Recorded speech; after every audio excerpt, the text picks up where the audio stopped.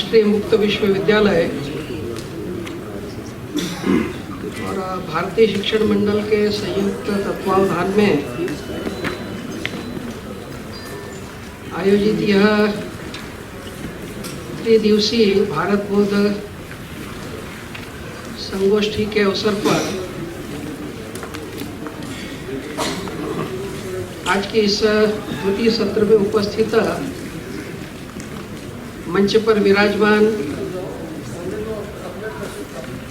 अटल बिहारी हिंदी विश्वविद्यालय के vice chancellor आदरणीय मोहनलाल जी छिपा,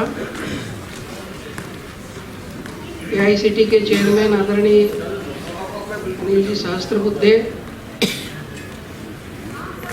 और इस संगोष्ठी में भाग लेने वाले देश विदेश के सभी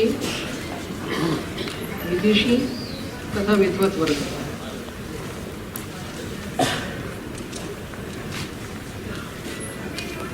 मेरे लिए थोड़ा काम सरल हो गया है क्योंकि जिस उद्देश्य को लेकर ये संगोष्ठी का शायद आयोजन किया गया उसका मूल स्वर उद्घाटन सत्र में सेट हो गया। महामहिम राष्ट्रपति, शिक्षा मंत्री अनिरुद्ध जी, इन सब की बातों के अंदर सभी प्रमुख बातें आ गई। लेकिन भारत की परंपरा में है कि कोई चीज अगर थोड़ी दृढ़ होनी है तो पुनरावृत्ति करना पड़ती है। गीता सबने पढ़ी है, लेकिन न जाने कितने सालों से पढ़ रहे हैं और न जाने कितने साल पढ़ते रहेंगे। और इस नाते नया तो कुछ नहीं, लेकिन पुनरावृत्ति के रूप में ही कुछ बातें आपके सामने रखने का प्रयत्न करूंगा।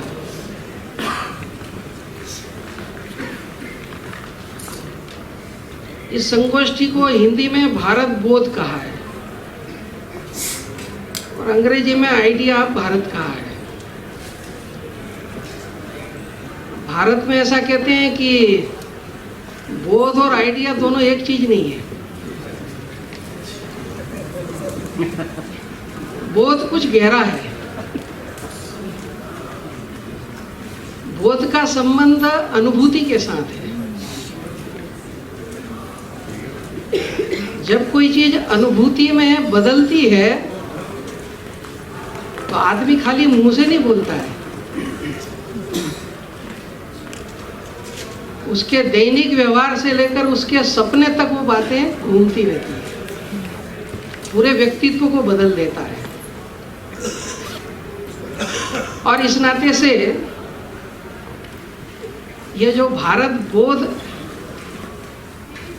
शीर्षक रखा गया है, उस दिशा में देश बढ़े, उसमें ये संगोष्ठी कुछ सार्थक भूमिका करे, पहली तो यही शुभकामना देता हूँ।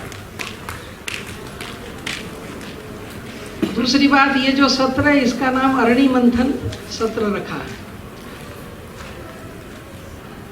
ऐसा कहा कि यज्ञ होता था तो उस समय अग्नि जलाने के लिए माचिस का तो उपयोग करते नहीं थे, तो जो लकड़ियां रहती थी वो अरणि कहते थे, और उनको घर्षण करने से जो अग्नि उत्पन्न होती थी उससे यज्ञ की ज्वाला धधकती थी।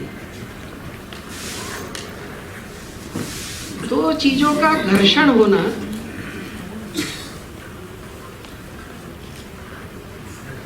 उसी को हमारे यहाँ पर वाद परंपरा कहा गया।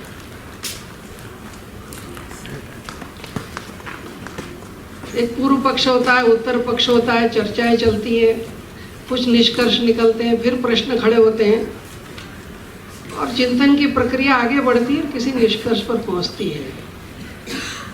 तो जैसा प्रारंभ में कहा था कि वादे वादे जायते तत्वबोधा,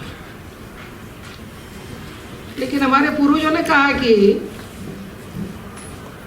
पूर्वाग्रह और दुराग्रह से दूर होकर वाद होता है तो तत्वबोध होता है।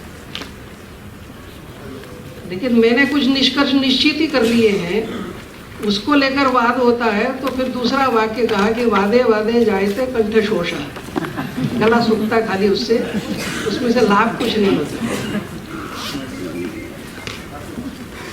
तो यह संगोष्ठी सार्थक तत्वबोध की दिशा में वाद को ले जा सके। एक दूसरी बात मुझे लगती है,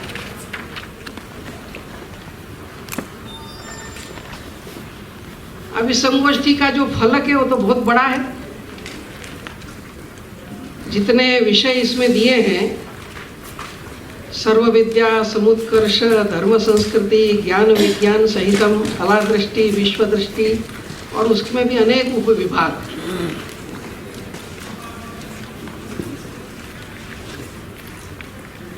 लेकिन ये सारी संदर्भों में चर्चा का जो मुख्य विषय है कि भारत की ठीक समझ हो।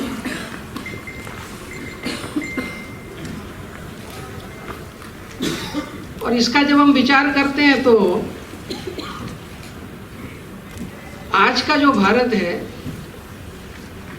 वो कोरी स्लेट नहीं है। जैसा महामहिम राष्ट्रपति जी ने रविंद्रनाथ जी को उद्धृत करते हुए कहा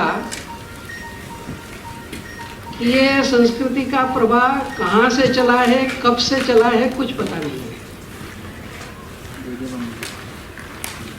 और इसलिए यहाँ का राष्ट्र जीवन तो सनातन है।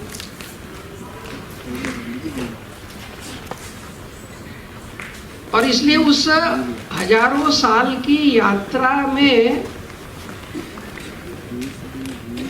हुए विचारों की, भावनाओं की यात्राओं से जो समाज बना है, वो सनातन परंपरा भी भारतीय व्यक्ति के मन में स्पंदित होती रहती है। लेकिन दूसरा भी एक पक्ष है कि पिछले 1000 साल से अधिक भिन्न भिन्न प्रकार के आक्रमण हुए। वे साम्राज्यवादी आक्रमण थे, वो मजहबी आक्रमण थे, वो विचारधारागत सभ्यतागत आक्रमण थे। वो आक्रमक केवल सेना लेकर नहीं आए थे, उनके भी कुछ दर्शन थे, उनके भी कुछ जीवन मूल्य थे, उनकी भी समाजों को, लोगों को, दुनिया को देखने का एक नजरिया था, और उसको भी उनने ढालने का प्रयत्न किया। और ब्रिटिश पीरियड में तो और उसको विशेष रूप से हुआ। उस सब का भी भारत पर असर है। और इसलिए एक बहुत बड़ा वर्ग ऐसा भी है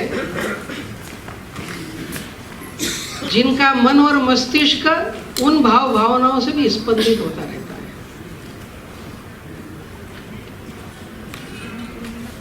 और इसलिए गांधीवादी चिंतक जिन्होंने बहुत भारत का गहरा अध्ययन किया, आदरणीय धर्मपाल जी, वो बार बार कहा करते थे कि आज का भारत 2 विचार विश्व में जीता है। एक वो गांव में रहने वाला, जंगल में रहने वाला, जिसको हम लोग कभी कभी अनपढ़ कहते हैं, उसके जीवन के व्यवहार में स्पंदित होने वाला एक भारत है। और एक जो तंत्र पर हावी है, एकेडमिक्स में, उनमें भी एक वर्ग है बहुत बड़ा। दोनों के 2 विचार विश्व है। और इसलिए बार बार आजादी के बाद से सवाल होता रहा कि केवल राजनीतिक रूप से स्वतंत्र होना पर्याप्त नहीं है, तो हमें सामाजिक, सांस्कृतिक, विचारगत हर प्रकार की पराधीनता से मुक्त होने की आवश्यकता है। और इस नाते से इसका विचार करते समय ये भी एक यक्ष प्रश्न हमारे सामने खड़ा होता है। जिनके नाम से और प्राइमरी से लेकर के यूनिवर्सिटी तक भारतीय आधार पर शिक्षा का परिवर्तन कैसे हो, इसकी दिशा निर्धारित करने के लिए जो कमीशन बना था, कोठारी कमीशन, उसके जो प्रमुख थे दौलत सिंह कोठारी जी, तो कभी कभी बुद्धिजीवियों की सभा में वो एक वाक्य बोला करते थे कि भारत के बुद्धिजीवी की सबसे बड़ी समस्या है कि उसका ग्रेविटेशनल सेंटर भारत से बाहर है, और कोई समस्या नहीं बोले, क्योंकि ग्रेविटेशनल सेंटर जहाँ होता है उसी तरह से आपकी वेशभूषा होती है, उसी तरह से आपकी सोचने की पद्धति होती है, उसी तरह से आपका व्यवहार होता है। तो गलती किसी की नहीं है इसमें। ग्रेविटेशनल सेंटर का पॉइंट कहाँ है, ये मुख्य बात है। अंग्रेजी में दो शब्द प्रयोग करते हैं, स्टैंड पॉइंट और व्यू पॉइंट। अब मैं यहाँ खड़ा हूँ, मेरा स्टैंड पॉइंट ये है, और दिशा की दृष्टि से आप लोग सामने बैठे हैं, वो मान लीजिए उत्तर दिशा में है। तो मुझसे कोई पूछेगा तो मैं कहूँगा कि आप उत्तर में बैठे हैं, आप तो यहीं बैठे हैं, लेकिन मेरा स्टैंड पॉइंट उधर हो गया तो मेरा उत्तर बदल जाता है। तो कहते हैं स्टैंड पॉइंट बदलता है तो व्यू पॉइंट बदलता है।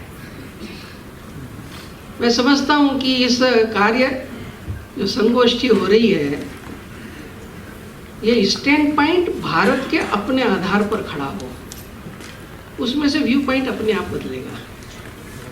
और इस दृष्टि से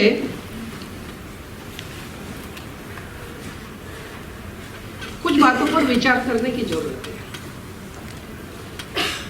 एक आज कहीं भी आप गहराई से थोड़ा विचार करेंगे तो कुछ विचित्र द्वंद्व ध्यान में आते हैं।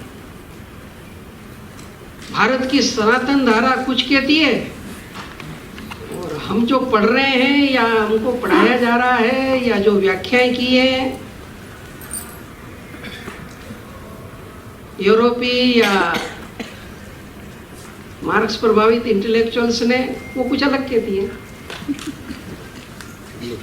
अब जैसे भारत का कोई भी ग्रंथ देखेंगे तो मिलेगा उसमें कि आर्य का मतलब है भद्र सुसंस्कृत, ये संस्कारी सभ्य व्यवहार करने वाले आदमी का सर्वोच्च रूप कोई हो सकता है तो आर्य। आर्य स्वरूप में शब्द प्रयोग है। इसलिए अर्जुन जब कहता है कि मैं नहीं लड़ूंगा, तो कृष्ण ने कहा कि ये अनार्य जैसी तुम बात कर रहे हो, उसका कोई वंश से संबंध नहीं था। लेकिन यूनेस्को ने हिस्ट्री ऑफ मैनकाइंड लिखी तो उसमें आर्य का अर्थ बताते हो कि अनअर्बेनाइज्ड सेमी बार्बरस। तो सत्य क्या है, प्रश्न खड़ा होता है।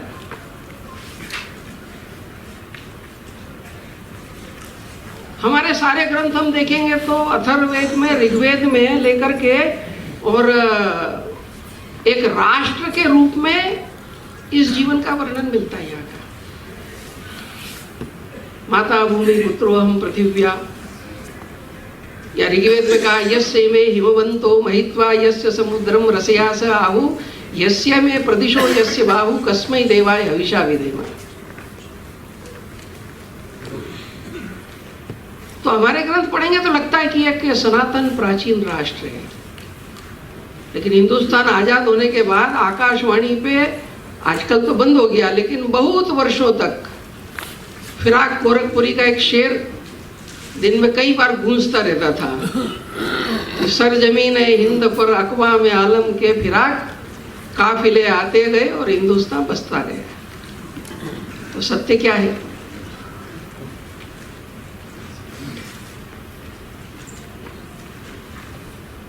एक तीसरी बात आती है कि इतिहास बोध।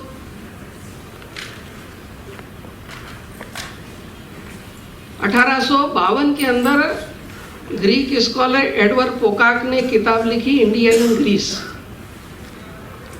उसकी प्रस्तावना में उसने एक संदर्भ दिया। एक प्रसिद्ध चित्रकार की प्रदर्शनी लगी थी, लोग देख रहे थे, एक चित्र के सामने आए तो समझ में नहीं आया क्या है। तो उन्होंने चित्रकार को कहा कि जरा कर्टेन हटा के पिक्चर बताइए। तो उस चित्रकार ने उत्तर दिया कि the curtain is the picture. तो पोकाक अपनी प्रस्तावना में कहता है कि ग्रीस की सभ्यता के अंदर, उसकी माइथोलॉजी के अंदर, उसकी कहानियों के अंदर, उसकी भाव भावनाओं के अंदर जाकर देखते हैं तो ध्यान में आता है, लास्ट में लिखता है कि the curtain is Grecian but the picture is Indian. और ऐसा वहां का नहीं है। हो सकता न जाने कितनी सभ्यताओं में अगर खोज आगे बढ़ती है तो ये निकले कि the curtain is Sumerian but the picture is Indian, the curtain is Assyrian but the picture is Indian. ये इतिहास है। लेकिन आज भारत के सारे विश्वविद्यालयों के अंदर इतिहास के अंदर जो इतिहास है उसका पिता तो जेम्स मिल है। भारत आने वाले अंग्रेज को भारत के बारे में बताने के लिए जेम्स मिल ने जो इतिहास लिखा, और मजेदार बात एक और है कि जेम्स मिल खुद पहली उसकी प्रस्तावना में कहता है कि मैं कभी भारत नहीं गया, मुझे भारत की कोई भाषा नहीं आती है। उसने भारत का कोई स्थापत्य नहीं देखा, कोई शिलालेख नहीं देखा, कोई ग्रंथ नहीं पढ़ा, और उस आदमी ने भारत का इतिहास लिख दिया। और हम आज तक उस इतिहास को पढ़ रहे हैं। तो बोध का प्रश्न यही खड़ा होता है। उसने बताया था कि हिंदू इतिहास, मुस्लिम इतिहास और अंग्रेज इतिहास आजाद हो गए तो थोड़ा सुधार करना चाहिए। तो लेवल खाली बदल दिया हमने, हिंदू को एंशिएंट कर दिया, मुस्लिम को मिडिवल कर दिया, अंग्रेज को मॉडर्न कर दिया, बाकी कहानी वही चलती रही। तो इतिहास कौन सा? नायपाल यहाँ पर आए थे, नोबेल पुरस्कार मिला जिनको, उन्होंने कहा कि पिछले 200 साल में भारत को जैसा बताने की कोशिश की है वो बहुत खराब है, लेकिन पिछले 2000 साल में भारत के बारे में जो लिखा है विश्व के लोगों ने, वो अरबी होंगे, चीनी होंगे, जर्मन होंगे, फ्रेंच होंगे, पुर्तगीज होंगे, अनेक अंग्रेज भी हैं उसमें, अरबी फारसी वाले होंगे, इन लोगों ने लिखा है वो बहुत गौरवपूर्ण है। राष्ट्रपति जी ने मार्क ट्वेन का उदाहरण, आप विल ड्यूरेंट का उदाहरण देख लीजिए, जैकोलेट का ले लीजिए, एक से एक मिलेंगे आपको। अभी प्रभात प्रकाशन ने ऐसे 300 से ज्यादा ट्रेवलर्स जो थे उन्होंने भारत के बारे में जो लिखा है उनको मिला के 4 वॉल्यूम निकाले, द इंडिया दे सा। उनने कैसा भारत को देखा? वो एक अलग भारत है। लेकिन हम जिस भारत को पढ़ रहे हैं वो अलग है। और इस नाते यह एक प्रश्न है। कुल मिलाकर मेरा कहने का इतना ही तात्पर्य है कि ऐसे अनेकों विषय हम अगर लेंगे, वो चाहे जाति व्यवस्था की बात हो, चाहे महिला का विषय हो, पश्चिम जिन अनुभवों से गुजरा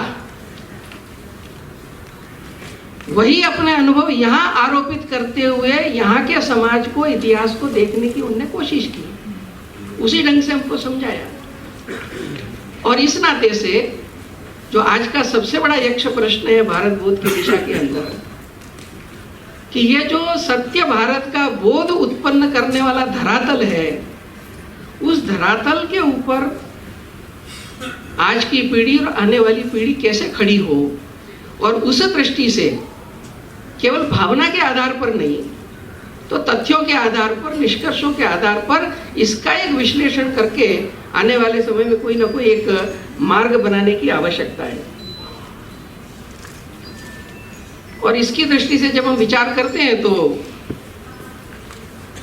अंग्रेजी में कहते हैं कि कई बार कि when you are at dead end, when you are in dilemma, तो क्या करें? बोले गो टू दी फंडामेंटल्स। आपकी समझ में नहीं आ रहा है तो आप मूल की ओर लौटिए। और इस नाते से हर विषय के अंदर भारत का अपना मूल क्या कहता है, उन चीजों को आज एकत्रित करने की, समझने की, व्याख्यायित करने की मुझे लगता है कि एक बहुत बड़ी आवश्यकता है।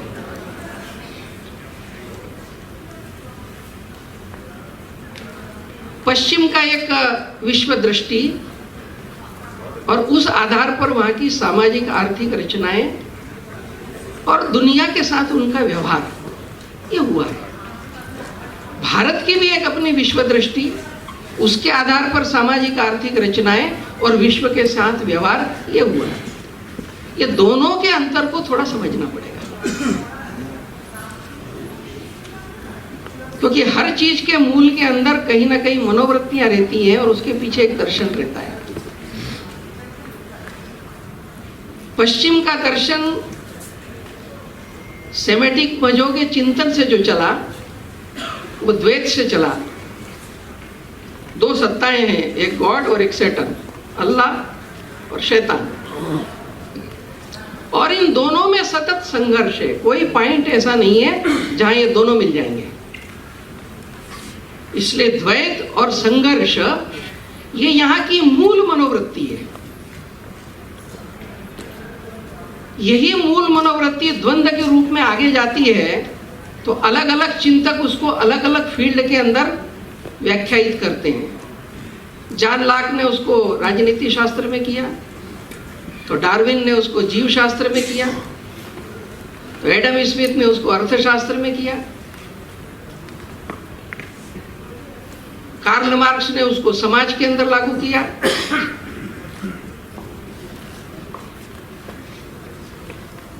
हैव्स एंड नॉट के रूप में ये द्वंद्व है और द्वंद्व का संघर्ष है। और सर्वोत्तम की विजय है।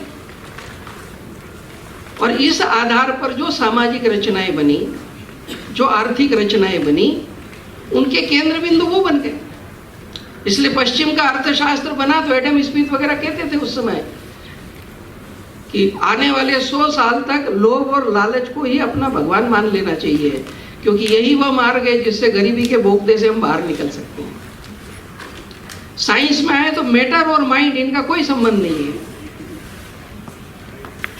कुल मिलाकर इस एक द्वैत में सतत संघर्ष, उसमें सर्वोत्तम की विजय, और दूसरी जो उसमें सारी बात आई थियोलॉजी के अंदर कि दुनिया भोग के लिए है।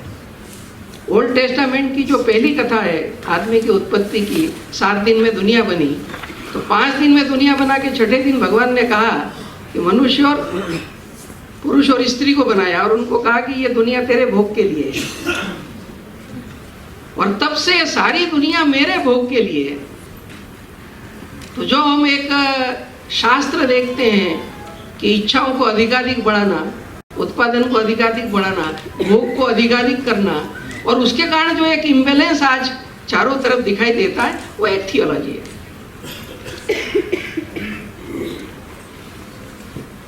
वही चीज जब भारत में लागू करते हैं तो हमारे यहाँ भी वही सारी उनकी दृष्टि और कथा डालकर हमारे यहाँ पर भारत को हमको समझाने की कोशिश की गई। मुझे ऐसा लगता है कि आज सबसे बड़ी जरूरत है कि भारत का विश्व दर्शन क्या है, हमारी जीवन की बातें क्या है, उसको समझकर आगे कुछ एक परिवर्तन करने की आवश्यकता है। भारतीय जीवन दर्शन में देखेंगे तो हमारे यहाँ पर एक तो मूलभूत मानी गई बात कि सर्व प्रारंभ में एक ही तत्व है। ये भारत का साधारण से साधारण आदमी जानता है। जड़ कहिए, चेतन कहिए, सब में एक ही परमात्मा है। इसलिए ईशावास्य के पहले मंत्र में कहा कि ईशावास्यम इदम सर्वम यत्किंच जगत्यान जगत। चेतन में भी और जड़ में भी जो कुछ भी है वो सब एक ही तत्व है।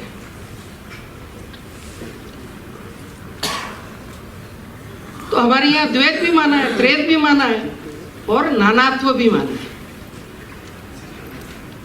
लेकिन जैसा पश्चिम में द्वैत कहीं मिलता नहीं है, वैसा हमारे यहाँ नहीं है। हमारे यहाँ भी देव और असुर हैं। जैसे वहाँ गॉड और सैटन है, हमारे यहाँ भी देव भी असुर भी है। लेकिन एक जगह ऐसी है जहाँ देव और असुर दोनों मिल जाते हैं। तो हमारे यहाँ पर कहा गया कि वो एक है, वही मैनिफेस्टेशन होकर के अनेक होता है। इसलिए श्रीमद् भागवत के अंदर एक श्लोक है जिसमें कहते हैं कि वो जो एक मौलिक शक्ति है, परमात्मा तत्व है, उसने इस सृष्टि में मैनिफेस्टेशन किया अपना। तो कहता है कि सृष्टवा पुराणी विविधान्यज आत्मशक्तिया।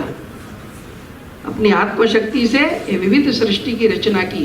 वृक्षान सरीसृपान पशून खगदंश मत्स्यम, वृक्षों को, डायनासोर्स को, पशुओं को, पक्षियों को, विभिन्न प्रकार के कीट पतंगों को, तस्तै अतुष्ट हृदया पुरुषम विधाय,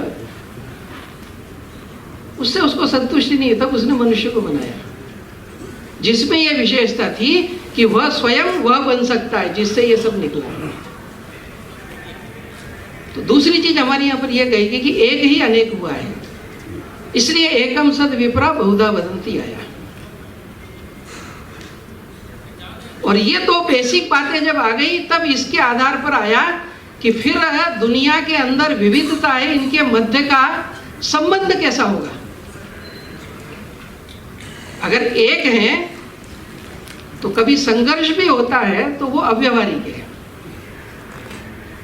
और इसलिए हमारे यहाँ पर समन्वय, सामंजस्य, सहयोग, अन्योन्याश्रितता, यह भारतीय जीवन दर्शन के मूल बने, और उसका एक प्रतीक उन्होंने परिवार के रूप में दिया।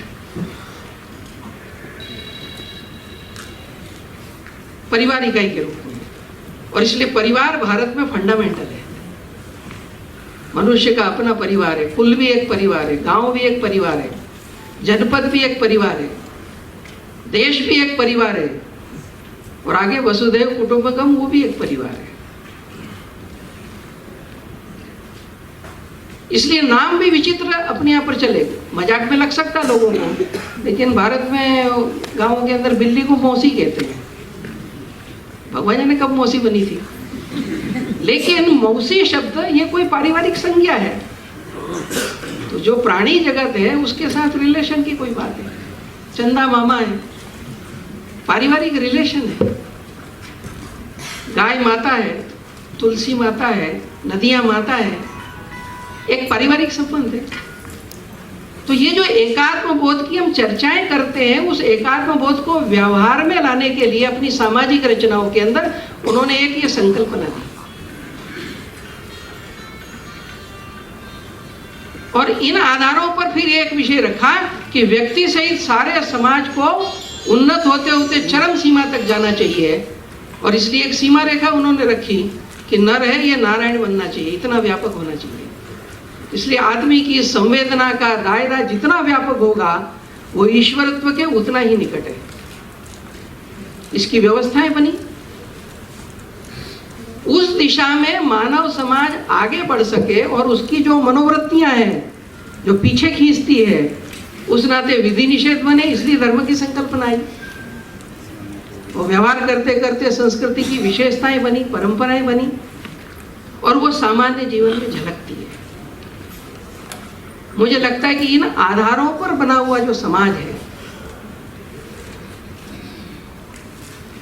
उसका जीवन दर्शन बिल्कुल अलग है, और दुनिया को उसका अनुभव बिल्कुल अलग है। और पश्चिम की जो थियोलॉजी से बना हुआ समाज और दृष्टि है, उसका दुनिया को अनुभव बिल्कुल अलग है। इसलिए कोलंबस की चर्चा चली, लेकिन कोलंबस गया उस समय, उस अमेरिका के अंदर 11 करोड़ लोग रहते थे।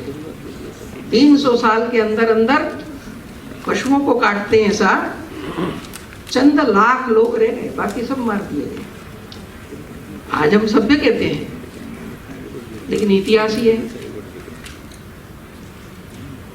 और भारत के लोग जहां गए, आप साउथ ईस्ट एशिया में जाइए, कहीं भी जाइए, तो आदर का भाव मिलेगा। क्यों गए? उनको मिटाया नहीं, जहां थे वहां से उनको उनकी अस्तित्व की रक्षा करते हुए, उनकी विशेषता की रक्षा करते हुए उनको वहां से उठाया।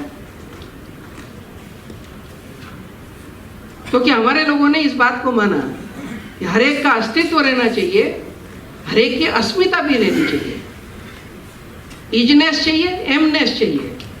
गड़बड़ होती है ईगो के साथ। मैं जाट हूं, मैं गुजर हूं, ये अस्मिता बुरी नहीं है, लेकिन जब जाट अस्मिता दूसरे के विरुद्ध हो जाती है तो अहंकार मिल जाता है उसके साथ, और तब वो संघर्ष का कारण बनता है। यूरोप इस संघर्ष का समाधान नहीं खोज पाया, इसलिए रूस 15 टुकड़ों में बढ़ जाता है। एथनिक आइडेंटिटी का अहंकार जब बढ़ जाता है तो रूस 15 टुकड़ों में बढ़ जाता है, चेकोस्लोवाकिया बढ़ जाता है, यूगोस्लाविया बढ़ जाता है। और हिंदुस्तान आजाद होता है तो 565 स्टेट एक हो जाती हैं, जिन्हें स्वतंत्रता की स्वतंत्र हो सकती है, एक हो जाती है। क्यों हो जाती है? हमारे यहाँ पर यह कहेगा कि अस्मिता, अस्तित्व तुम्हारा रहे, अस्मिता रहे, लेकिन इससे भी बड़ी एक इकाई है, उसके साथ भी तुम्हारा लगाव रहे। इसलिए हम वहां पर व्यक्ति की स्वतंत्रता, परिवार की स्वतंत्रता, जाति की स्वतंत्रता, कुल की स्वतंत्रता, संप्रदाय की स्वतंत्रता, हरेक को रखते हुए भी उन्होंने अखंड भारत और अखंड भारतीय संस्कृति के प्रति एक भावात्मक और रागात्मक संबंध का निर्माण किया। मैं समझता हूं कि ये मार्ग ऐसा है जो आज की अपने देश की समस्याओं का समाधान कर सकता है, और विश्व जो जूझ रहा है इन विविधताओं के संघर्ष से कैसे बाहर निकला जाए, उसको भी एक दिशा मिल सकती है। और इस नाते से यह भारत का जो ये बोध है, इसे निकालने की आवश्यकता है। अब यही प्रश्न है कि इसको जाने कैसे। तो मुझे सबसे पहली जरूरत यही लगती है कि यूरोपीय चिंतकों ने जो कुछ व्याख्याएं की और समझाया है, उससे थोड़ा परे जाकर भारत के संदर्भ में भारत को समझने के एकेडमिक प्रयत्न पूरे भारत भर में होना चाहिए। ये पहली आवश्यकता। कैलिफोर्निया में एक कॉन्फ्रेंस हो रही थी, एक रूसी विद्वान ऋग्वेद के बारे में बता रहा था। स्वामी विज्ञानानंद वहां थे तो खड़े हो गए बीच में, बोले मिस्टर तुम वेद के बारे में बता रहे हो, तुमने वेदांग पढ़ा है क्या? बोले नहीं पढ़ा है। तुमको संस्कृत आती है क्या? बोले नहीं आती है। तुमने निघंटु या यास्क का पढ़ा है क्या? बोले नहीं पढ़ा है। पाणिनि की अष्टाध्यायी पढ़ी है क्या? बोले नहीं। तो बोले तुमने अनुवाद पढ़ा है, तुम हमको वेद समझा रहे हो। दुर्भाग्य से आज यही हो रहा है कि जिसे क ख का पता नहीं है वो समझा रहा है वो, और हमारे बुद्धिमान उसी को कोट कर रहे हैं। तो थीसिस एक के बाद एक बनती चली जा रही है, लेकिन मूल से उसका संबंध नहीं है।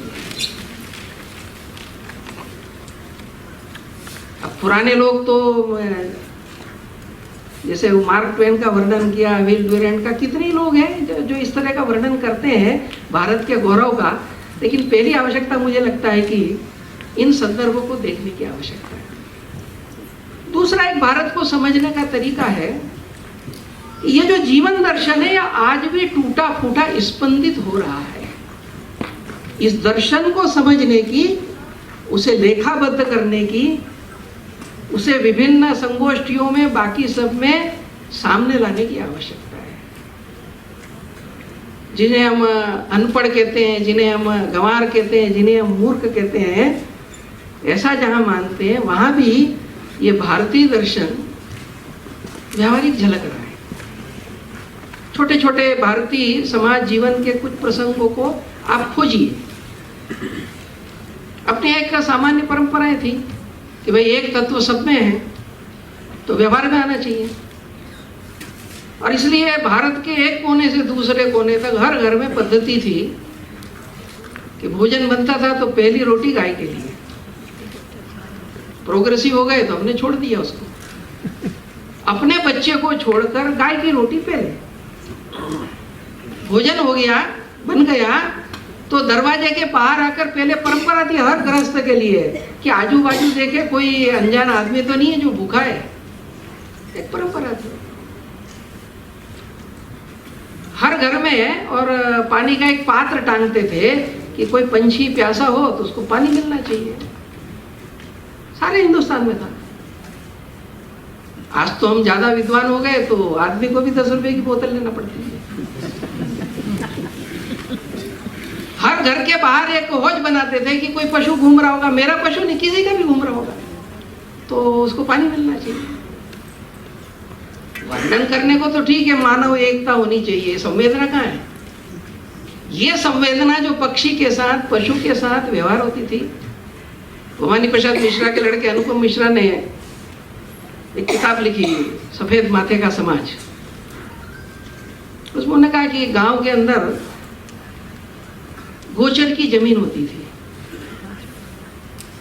पवित्र मानी जाती थी कि गाय के लिए, उसके आहार के लिए कोई भी उसको हाथ नहीं लगाता था। आज तो गोचरी सब कब्जा हो गया।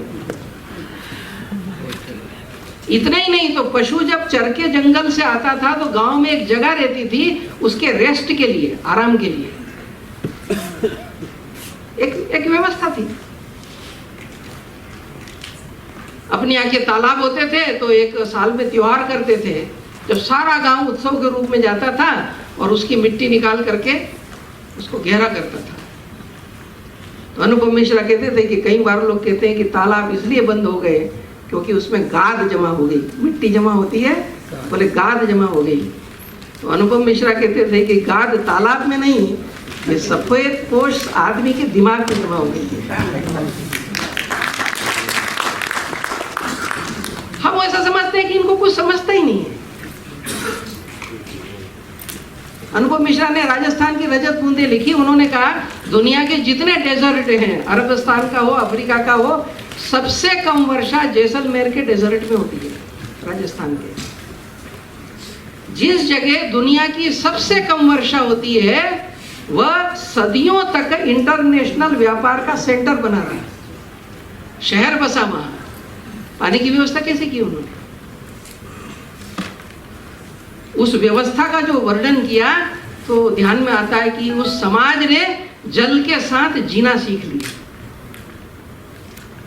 आसमान से आती हुई हर बूंद को उसने पानी के रूप में नहीं देखा, उसने रजत बूंद, चांदी की बूंद के रूप में देखा। तो जहां से वो स्पर्श करती है और जहां तक जाती है उसके नियमन की व्यवस्था विकसित की। अर्थशास्त्र में इस एकात्मबोध का प्रचलन हुआ तो पुराने लोगों को पता होगा कि दुकानदार के यहाँ जाते थे और हम सामान खरीदते थे, उसने गेहूं तोल के हमको दिया तो 4 दाने ऊपर से डालता था। ग्राहक को कम कभी गलती से मिल गया और तोलने में, तो ऐसा नहीं होना चाहिए। दूध देने वाला आता था तो दूध देता था कि कुछ कम नहीं मिला। आज तो कांटा ऐसा बनता है कि कम कैसे निकले उसके अंदर। व्यवस्था है। रिक्शे की लाइन लगी हुई है और मेरा नंबर 15वां है, लेकिन मैं अगर बोलता हूँ कि भैया आज सुबह से बोनी नहीं हुई है, मतलब एक भी ग्राहक नहीं मिला है, तो 15 लोग अपना नंबर छोड़कर उसको दे देते थे। क्यों? ये जो भारतीय समाज जीवन जो आज विलुप्त सा हो रहा है, इसके तत्व क्या है, इसके व्यवहार क्या है? मुझे लगता है इन सब का आज डॉक्यूमेंटेशन करने की जरूरत है। भारत क्या है, भारत का समाज क्या है, उसके हृदय की व्यापकता क्या है, उसका चिंतन क्या है। मुझे लगता है केवल पुस्तकों के रूप में नहीं, जीते जागते व्यवहार के रूप में। और हमें ये आज भी भारतीय समाज जीवन का ये तथ्य हमको दे सकते हैं। और इस दृष्टि से मुझे लगता है कि इसका अगर हम विचार करते हैं तो भारत की संस्कृति ने जो आधारभूत बात कही कि समग्रता में देखो, पूरकता को जानो और सामंजस्य से जीना सीखो, ये सूत्रधारा और पूरे जीवन के अंदर ये प्रवाहित रही है। और इस नाते से मुझे लगता है कि आने वाले समय के अंदर कुछ प्रयत्न करने की आवश्यकता है। और इस दृष्टि से कुछ बातें मुझे लगती है कि इसका एक चिंतन हो। कुल मिलाकर भारतीय प्रतिमानों के आधार पर और भारत का ये सब संदर्भों को एकत्रित करते हुए एक नवीन व्यापक साहित्य की रचना की आवश्यकता है। वो इतिहास बोध हो, वो समाज बोध हो, वो राजनीति का विषय हो, अर्थशास्त्र के सिद्धांतों का विषय हो, गहराई से उसको समझने की जरूरत है और उस पर रचना करने की आवश्यकता है। आजादी के बाद मुझे लगता है प्रारंभ में तो कुछ प्रयत्न हुआ, लेकिन बाद में जब प्रोग्रेसिव इसका ज़्यादा प्रभाव बढ़ा तो धारा लुप्त सी हो गई है। और इस दृष्टि से हमारे जो प्राचीन ग्रंथ हैं, अनेकों शिलालेख हैं, अनेकों जगह के और ताड़पत्र हैं, अनेकों किंवदंतियां हैं, अनेकों साधन हैं। उन सब के द्वारा मुझे लगता है कि भारत के जो बौद्धिक संस्थान हैं, वे संस्थान आने वाले समय के अंदर ऐसे प्रोजेक्ट्स लेते हैं तो आने वाली पीढ़ी के सामने भारत का एक सही स्वरूप सामने आ सकता है। एक दूसरी भी बात है कि भारत के संदर्भ में बताते समय और एक अधूरा चित्र रखा गया है कि भारतीय निवृत्ति परक है, वैराग्य प्रधान है।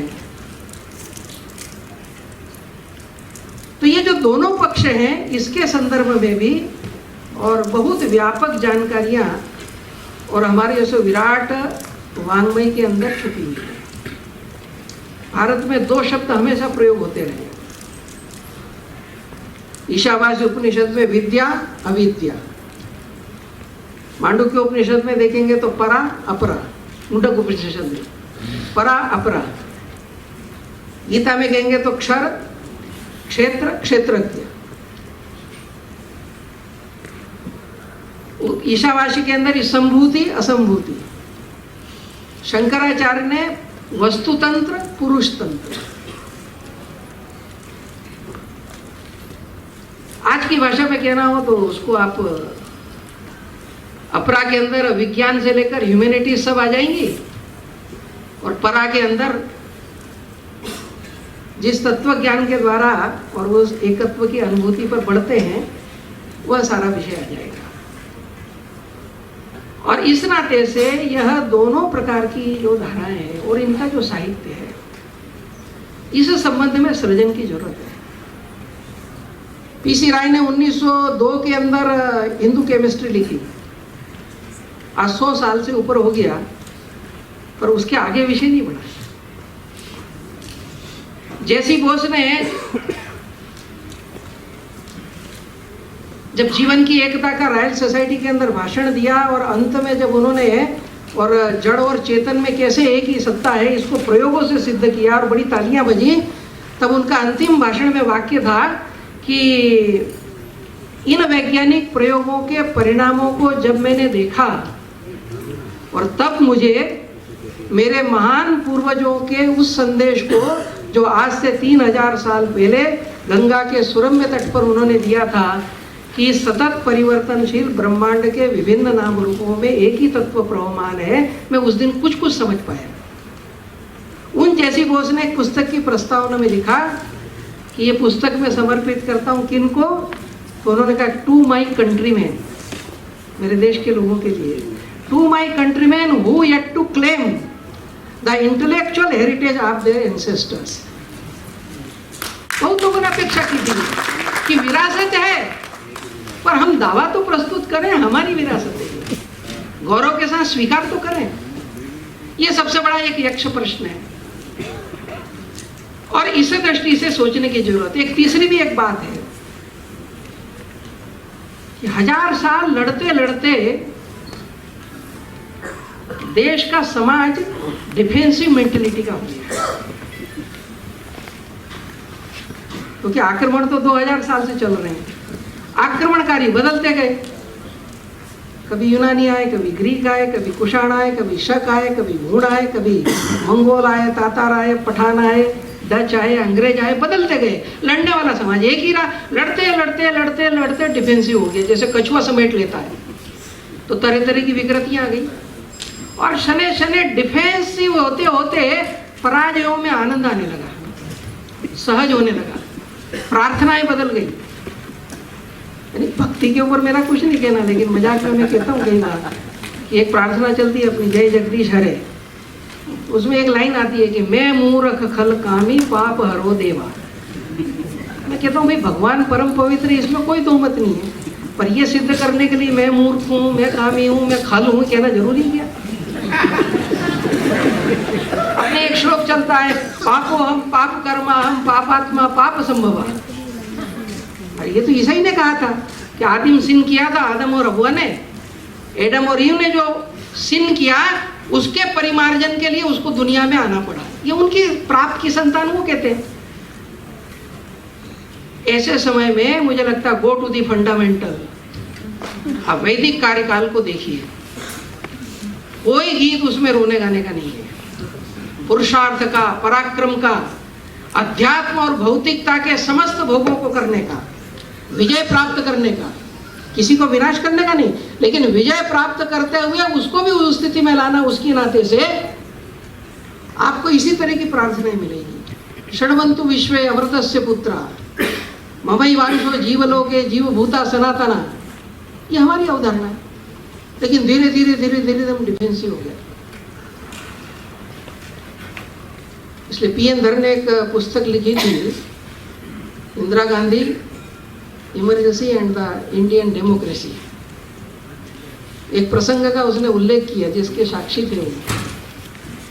71 की युद्ध जीतने के बाद अंतरराष्ट्रीय दबाव में शिमला के अंदर वार्ता होने लगी।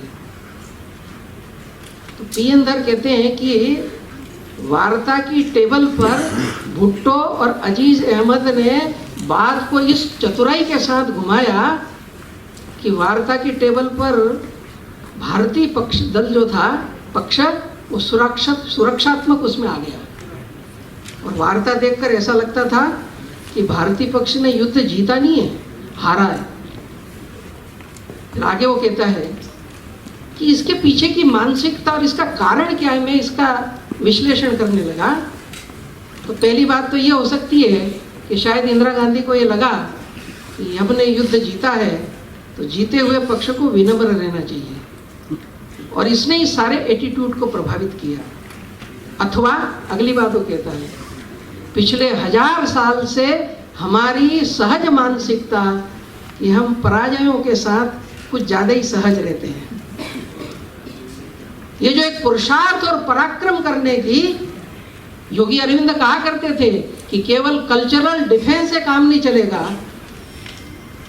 कल्चरल ऑफेंस करना, सांस्कृतिक प्रत्याक्रमण की आज एक आवश्यकता है। और उस नाते से भारतीय मानस चिंतन के अंदर एक मौलिक बदल लाने की दृष्टि से और भारत के बुद्धिजीवी जगत को और विचार करने की आवश्यकता है। बाकी कुल मिलाकर ऐसे जीवन के सभी क्षेत्रों के अंदर भारतीय तत्व चिंतन के आधार पर और कुछ मॉडल्स खड़े करने की जरूरत है। इसलिए भारतीय समाजशास्त्र की पुस्तकों के अंदर भारत में जो कमियां या सामाजिक जीवन में कुछ कुरीतियां आ गई उनको नकारा जाए, लेकिन इस नकारने के चक्कर के अंदर कोई अच्छी चीज है ही नहीं। सदियों तक भारत ने एक मॉडल लिया है तो उसके आधारभूत तत्वों को सामने लाएंगे। हमारे यहाँ का अर्थशास्त्र में भी संपन्न हूं और दूसरा भी आगे बढ़े तो लोभ के आधारित अर्थशास्त्र नहीं, तो लाभ रहित, लाभ युक्त हो लेकिन लोभ रहित, यह अर्थशास्त्र के सिद्धांत, व्यवहार और मॉडल्स क्या हो सकते हैं। और उस नाते से मुझे लगता है कि हर विषय में सोचने की जरूरत है, नए प्रतिमान बनाने की जरूरत है। एंथ्रोपोलॉजी की बड़ी चर्चा चलती है। एंथ्रोपोलॉजी का जो अंतर्राष्ट्रीय विद्वान माना जाता है क्लॉड लेवी स्ट्रास, तो वो बड़े हिम्मत से बोलता था कि ये जो शास्त्र है ये पराधीन, पराजित, खंडित समाज के अध्ययन के लिए है। जो विजय प्राप्त करते हैं वो जिसके ऊपर विजय प्राप्त की उसको अध्ययन करने का शास्त्र है। हम अपने को पहचानें, अपना कोई नाम रखें, अपने कोई कॉन्सेप्ट उसमें से करें। और इस नाते मुझे लगता है कि कुल मिलाकर एक जो सबसे बड़ा चैलेंज है इसको हम देखें, और उसी नाते से यह जो भारतीय मूल धारा जो हमारी कला के अंदर, हमारे संगीत के अंदर, हमारे स्थापत्य के अंदर चारों ओर जो व्यक्त हुई है उसको देखने और समझने की हम चेष्टा करें। एक दो बात कहकर मैं समाप्त करूंगा। एक विषय हमेशा आता है कि इस चीज़ों को संप्रेषित करने के कई पहलू होते हैं। शब्दों की एक दुनिया है जो कविता में, उपन्यास में, साहित्य में, सब में व्यक्त होती है। वैसे ही स्वरों की भी एक दुनिया है, वैसे रंगों और रेखाओं की भी अपनी एक दुनिया, वो भी बोलती है, चित्र बोलता है, बहुत कुछ किया जाता है। वैसे ही भाव और भंगिमाओं की भी अपनी एक दुनिया है। एक कोण बदलता है, अर्थ बदल जाता है। वैसे उर्दू का है, लेकिन इस भाव को व्यक्त करने के लिए अच्छा है कि हम नज़र बोलते हैं, जो देखना है वो नज़र। नजर तो सबके पास है, नजर का कोण बदलने से उसका अर्थ बदल जाता है। एक ने इसको परिभाषित किया कि नजर ऊंची की तो दुआ बन गई। भगवान जी कहते हैं तो ऊपर देखते हैं, नजर ऊंची की तो दुआ बन गई, नजर नीची की तो हया बन गई। लज्जास्पद कुछ काम होता है तो नजर नीची हो जाती है। नजर तिरछी की तो अदा बन गई, और नजर फेर ली तो कज़ा बन गई। अब उसने बोला कुछ नहीं है, लेकिन एक कोण न जाने कितनी बातें की जाती। भरत मुनि ने नाट्य शास्त्र लिखा, उस नाट्य शास्त्र के अंदर एक एक भाव भंगिमा कितने रसों का सृजन करती है। और इसलिए भारत में जो कलाएं हैं ये केवल मनोरंजन का विषय नहीं रही, कलाएं भी मनोरंजन और आनंद देने के साथ साथ सत्यम शिवम सुंदरम उस एकत्व की तरफ ले जाने का माध्यम बनी। खजुराहो के मंदिर में जाएंगे तो बाहर वो मिथुन रथ मूर्तियां दिखाई देती, कई लोग देख क्या है विभत्स। बाहर तो आपको वो मूर्तियां दिखती, पर जैसे जैसे अंदर जाएंगे अंदर जाएंगे अंदर जाएंगे, अंत में जहां गर्भगृह है वहां अंतिम तत्व शिव का शिवलिंग है। तो मानव की यात्रा भौतिकता से प्रारंभ होती है और उसका अंत इस एकत्व में आकर के होता है। पर उसको भी देखने का एक नजरिया हो सकता है, कोई भद्दे रूप में भी वर्णन कर सकता है, और भारतीय दृष्टि से कोई देखेगा तो उसको एक अलग ढंग से भी व्यक्त कर सकता है। एक थे, उन्होंने खजुराहो की वो बाहर की मूर्तियां देखी तो उन्होंने एक दो पंक्ति उसमें लिखी कि शिव के वर से रति का वर बन अनंग जग छाया। कहानी हम सबको पता है कि कामदेव ने तब भंग करने की कोशिश की, शिव ने उसको भस्म कर दिया। तो उसकी पत्नी ने विलाप किया, तो बोले अब शरीर तो इसका चला गया, तो वरदान दिया कि सारी सृष्टि के अंदर तू व्याप्त हो जाएगा। तो उसको कोई देह नहीं है लेकिन वो सब में व्याप्त है। तो उन्होंने शिव के वर से, वरदान से, रति का वर पति, बना अनंग बिना अंग का जग छाया, और कलाकार के हाथ सिमट वह बना यहाँ जड़ काया। आगे उसने कहा, कहते हैं कि राम के पैर की धूल ने अहिल्या का उद्धार किया, शिला का, कि राम पाद पद पंकज से एक शिला भई नारी, और शिल्पी के हाथों ने तो सैकड़ों शिला उबारी। कलाकार की दृष्टि है। और इसलिए मैंने कहा कि भारत की लोक कलाएं होंगी, भारत का संगीत है, भारत की चित्रकला है, भारत की नाट्य कला है, यहाँ का कथ्य है, इसके अंदर भी भारत झलकना। और एक समाज जीवन का निर्माण ये दर्शन से होता है, साहित्य से होता है, दैनंदिन व्यवहारों से होता है, कला साहित्य और संस्कृति के माध्यम से होता है। और उसमें से आने वाले समय के अंदर एक ऐसा भारत बने, यह आज की पीढ़ी के ऊपर जिम्मेदारी है। इस दिशा के अंदर हम सब लोग आगे बढ़े। बाकी तो आज का समय भी भारत के लिए सब लोग ये चाहते ही हैं कि भारत का कुछ दर्शन मिले। क्वांटम फिजिक्स के जिन्होंने वेव थ्योरी दी, इरविन श्रोडिंगर वेदांत के अच्छे अध्येता थे। तो उन्होंने एक वाक्य कहा था एक बार कि some blood transfusion from east to west to save west from spiritual anaemia. आध्यात्मिक रक्ताल्पता है, उससे बचाने के लिए थोड़ा ब्लड जाना चाहिए ऐसे। और आज की दुनिया की जो समस्या है, तो एक मैं कई बार उद्धृत करता हूँ, स्विट्जरलैंड का मैनेजमेंट का एक हेड है जीन पियर्स लेहमन। उसने दुनिया की सब सभ्यताओं का आज के समय का विश्लेषण करके एंड में उसने अपना निष्कर्ष दिया था कि the global environment is desperate for ideas, philosophy and religion. India is the most prolific birthplace of all three, due to its great synergy of democracy and diversity. The Indian religious and philosophical traditions can provide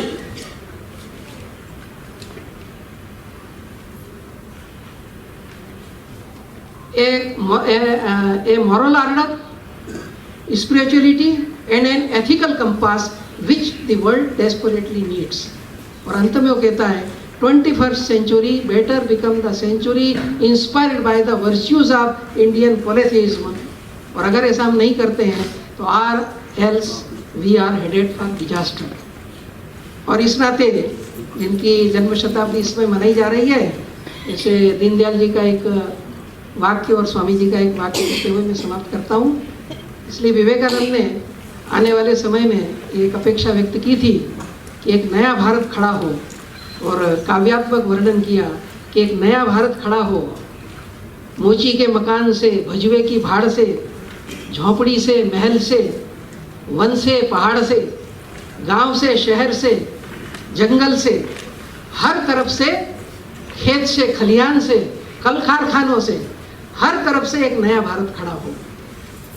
और इसे व्यवहार में लाने के लिए जिनकी जन्मशती है दीनदयाल जी, उन्होंने कहा था कि विश्व का अब तक का ज्ञान और हमारा अब तक का जो ज्ञान है, इन्हें मिलाकर हम एक ऐसे भारत का निर्माण करें जो हमारे पूर्वजों के भारत से भी अधिक महान हो, और जिसमें जन्मा मानव अपना संपूर्ण विकास करता हुआ संपूर्ण मानवता और सृष्टि के साथ एकात्मता की अनुभूति करता हुआ नर से नारायण बनने में सक्षम हो। चौराहे पर खड़ी हुई मानवता के लिए हमारे शाश्वत दैवी संस्कृति का ये प्रवाहमान रूप है, यह करने की सामर्थ्य भगवान हमें दे, और ये भारत बौद्ध संगोष्ठी इस दिशा में आगे कूच करने के लिए हम सबको प्रेरणा दे। इतना ही निवेदन करते हुए आप सबने मुझे धैर्यपूर्वक सुना, आपका आभार मानते हुए